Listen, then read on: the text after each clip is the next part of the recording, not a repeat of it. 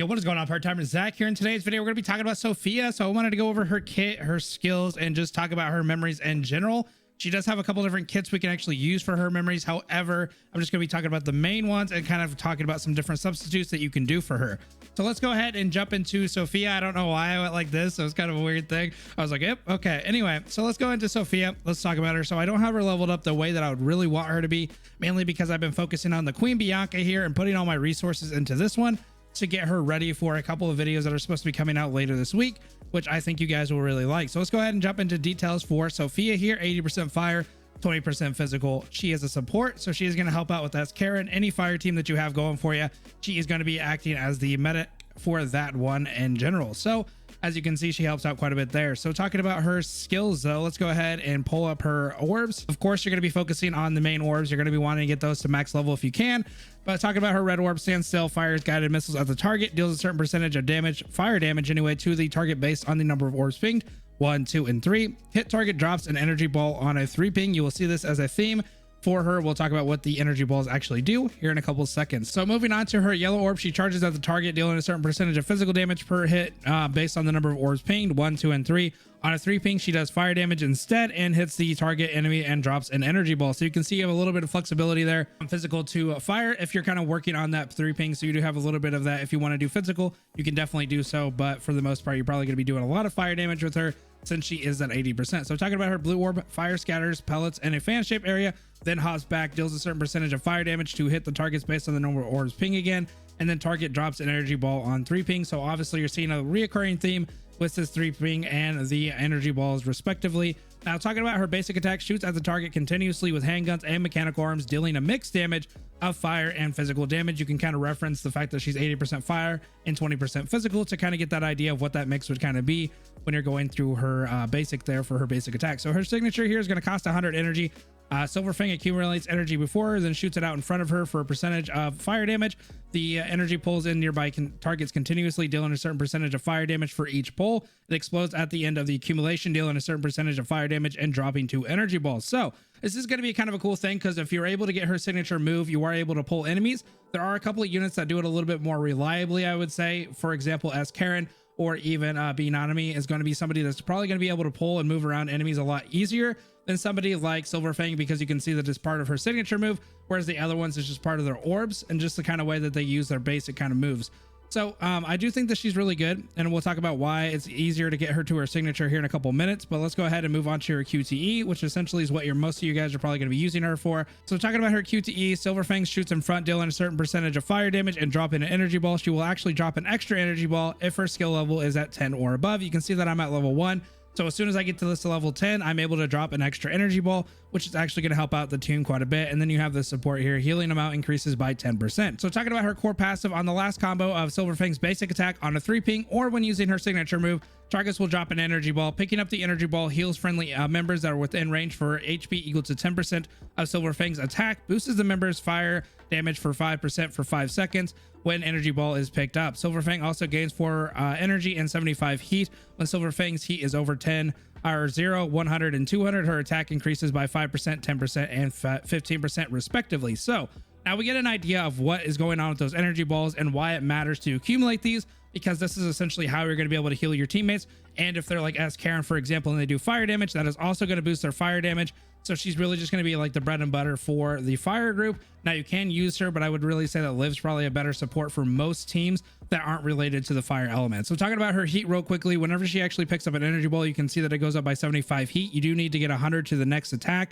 or for the next attack increase anyway. So you can kind of see how that starts to kind of work and how it can help out quite a bit. And then talking about some different things of her leader, if you are working on her as your leader, I really recommend kind of using her as a QTE slave or as your healer for the fire team. So she's not really going to be a leader, but just in case you wanted to, when party members are 3 different classes, meaning medic, healer, or tank, you have to have all of them on the class. HP and movement speed will increase by 10 and 15, or 10% and 5% respectively.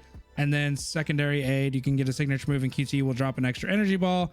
And then you have thermal resupply, which is a passive healing the same character 3 times in 5 seconds by picking up the energy balls, will increase their fire damage by 10% for 5 seconds, which again is helping out those fire teams. Obviously reduces the fire damage of targets hit by Silver Fang's signature move by 15% for 5 seconds. So There are a couple memories that you can use for her that do help out with her overall memory kit. Alrighty guys, let's quickly talk about her memory sets here. So the one that I have currently on here is going to be Guinevere for the 1, 2, and 3 slots, and then Kadi for the other 2 slots. So essentially 4 through 6, you can put Kadi anywhere and put her your extra Guinevere wherever you can kind of fit her essentially.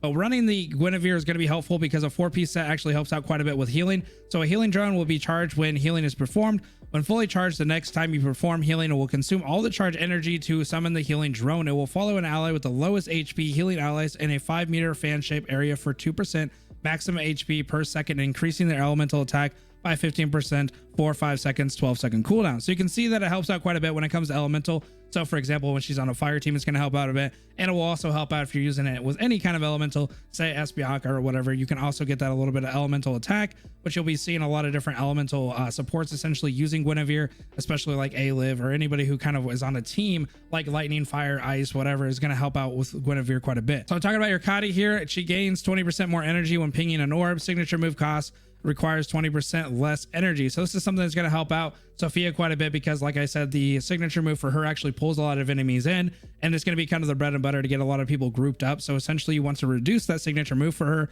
which is going to help out a little bit more overall. Now this is going to be kind of the bread and butter one. A lot of people are going to end up using this kind of set, but you can also use her as a QT slave, which is something that a lot of people do by putting in the Da Vinci here. So let me go ahead and put all the Da Vinci's in here. Again, this is going to be kind of the same thing. You want to have all your Da Vinci's in. You can use Kadi if you want to help out with that signature move. A lot of people like to use Guinevere as kind of the 2 set when you use a Da Vinci because she heals for 10% more, increases the elemental damage and resistances of the healing target by 10% for 5 seconds, has a cooldown of 8 seconds. So you still get a little bit of healing, but you're able to use her essentially as a QTE slave is what a lot of people call it. But essentially what Da Vinci does is whenever the QTE is triggered, it triggers another character's QTE 8-second cooldown. If there are 3 characters on the field, attack is increased by 20%. So essentially what happens is you're able to do your other supports QTE without having to ping the 3 orb for it. So it does help out quite a bit. And I know a lot of people run this as a tank setup, mainly on their like KMs or Aylas or anybody like that, but you can also use it on Sophia if you want to. But mainly you're going to use the Guinevere and the Kadi. This is just kind of an alternative method essentially. Now, if you're kind of bogus and you want to go through using her as kind of like a strong unit, essentially like a DPS, you can put Shakespeare in here. Shakespeare is one of those things that do help out, and you're probably seeing it if you're using it as Karen. Attacks have a 50% chance to inflict burn for 5 seconds. When attacking a burnt enemy, there is a 20% chance to cause an explosion, dealing 100% fire damage, 5-second cooldown. Burn reduces the target's fire resistance by 8% and deals 12% fire damage per second, can be stacked up to 3 times. Duration resets every time that it is triggered. So I don't really recommend this one, but if you are crazy and you want to make her into like a damage dealer, you can do it with Shakespeare. And then again, you can use Guinevere if you want, just for that extra healing if you are swapping off on her. Or you can use Kadi if you're looking to get a little bit more for that signature. Honestly, I would probably use this setup. If I was going to use her as a DPS, I'd use Kadi, and then I would use the Shakespeare essentially, so you can get a little bit of that signature move while also dealing a little bit more damage with that fire. But again, the bread and butter is essentially going to be the Guinevere and the Kadi. That is going to be how most people probably play her, but I just wanted to give the other option. So her actual 6-star weapon here is something that helps out quite a bit, because when picking up an energy ball, increases extra damage bonus by 3% for 5 seconds, can be stacked up to 5 times. For every 5 energy balls picked up, gain an additional random single orb or signal orb and 10 energy, 10-second cooldown. So you can see it really does directly kind of go into her energy ball. However, what I kind of say with every A rank is it's not always worth getting their 6-star weapon, even though that's really good. I would recommend working on your S ranks and getting those 6 stars before I do anything else. So if you do happen to pull it by accident, maybe you lose the 80-20 or whatever, then you can definitely grab it. But the other option is going to be Gloomlight. And this is going to be pinging all 3 types of signal orbs within 5 seconds, increases extra damage bonus by 15% for 5 seconds. Duration resets every single time it's triggered. This is going to help out a little bit, just be giving you a little bit more stuff with that 3 ping, and probably what a lot of you guys are going to be using for the 5-star, even a 4-star weapon for Sophia, because again, she's mainly just going to be a support. And so you're not going to be swapping off on her a lot unless you're a crazy maniac and you use her for DPS. But anyway, that is the basic idea of what's going on with Sophia. I will be kind of talking about her a little bit more, maybe even going through a gauntlet.